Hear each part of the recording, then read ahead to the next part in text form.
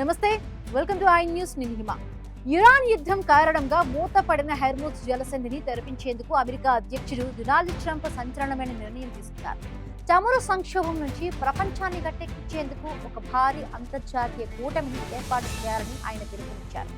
చమురును పొందే దేశాలే ఆ దారిని కాపాడుకోవాలని అమెరికా వారికి పూర్తిగా సహకారం అందిస్తుందని ట్రంప్ స్పష్టం చేశారు. మరి ఈ కూటమిలో ఏ దేశాలు చేరబోతున్నాయి? చైనా, జపాన్ వంటి దేశాల స్పందన ఏంటి? హెర్ముజ్ జలసంధిని ఇరాన్ నిజంగానే బంధించిందా? ఈ వీడియోలో చూద్దాం. హెర్ముజ్ జలసంధి ప్రపంచ చమురు అవసరాలను తీర్చే అతి ముఖ్యమైన నాళం. ఇప్పుడు ఆ నాళం ఇరాన్ యుద్ధం వల్ల మోసుకుపోయింది. దీనిపై అమెరికా అధ్యక్షుడు డొనాల్డ్ ట్రంప్ తనదైన శైలిలో స్పందించారు. అమెరికా ఇప్పటికీ ఇరాన్ను నైతికంగా, ఆర్థికంగా దెబ్బతీసింది. కానీ హెర్ముజ్ ద్వారా చమురు పొందే దేశాలే ఆ దారిని సురక్షితంగా ఉంచుకోవాలి అని ఆయన ప్రకటించారు. ముఖ్యంగా చైనా, ఫ్రాన్స్, జపాన్, దక్షిణ కొరియా, బ్రిటన్ వంటి దేశాలు తమ యుద్ధ నౌకలను పంపి అమెరికాతో కలిసి పెట్రోలింగ్ చేయాలని ఆయన కోరుతున్నారు.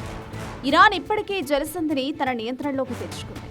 అమెరికా, ఇజ్రాయెల్ వంటి తన శత్రు దేశాల నౌకలకు తప్ప మిగిలిన వారికి దారి తెరిచి ఉందని ఇరాన్ విదేశాంగ మంత్రి చెబుతున్నప్పటికీ క్షేత్రస్థాయిలో పరిస్థితి భిన్నంగా ఉంది. సముద్రంలో మైన్లు, డ్రోన్ దాడుల భయంతో వాణిజ్య నౌకల రాకపోకలు 90% తగ్గిపోయాయి.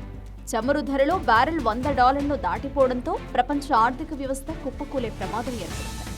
అందుకే ఎలాగైనా సరే హెర్ముజ్ జలసంధిని తెరపిస్తాం అని ట్రంప్ ప్రతిజ్ఞ చేశారు.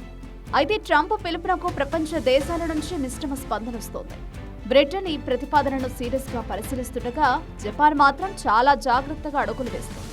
చైనా ఇప్పటి వరకు అధికారికంగా ఎటువంటి హామీ ఇవ్వలేదు. ఇరాన్ మాత్రం అమెరికా రక్షణ ఛత్రం చిల్లులో పడిందని, అందుకే ఇప్పుడు ఇతరుల సహాయం కోరుతోందని ఎద్దేవా చేస్తోంది. అమెరికా ఇప్పటికే కార్గ్ ఐలాండ్ పై భారీ దాడులు చేసి ఇరాన్ చమురు ఎగుమతులను దెబ్బతీసింది. ఒకవేళ ఇరాన్ ఇంకా అడ్డుపడితే వారి చమురు మౌలిక సదుపాయాలను పూర్తిగా తుడిచిపెట్టేస్తామని ట్రంప్ హెచ్చరిస్తున్నారు. రాబోయే కొద్ది రోజుల్లో హెర్ముజ్ జలసంధిలో అంతర్జాతీయ యుద్ధ నౌకల సందడి పెరగడం ఖాయంగా కనిపిస్తోంది. ఇది శాంతికి దారితీస్తుందా లేక ప్రపంచ యుద్ధానికి నాంది పలుకుతుందా అన్నది ఇప్పుడు ఉత్కంఠగా మారింది.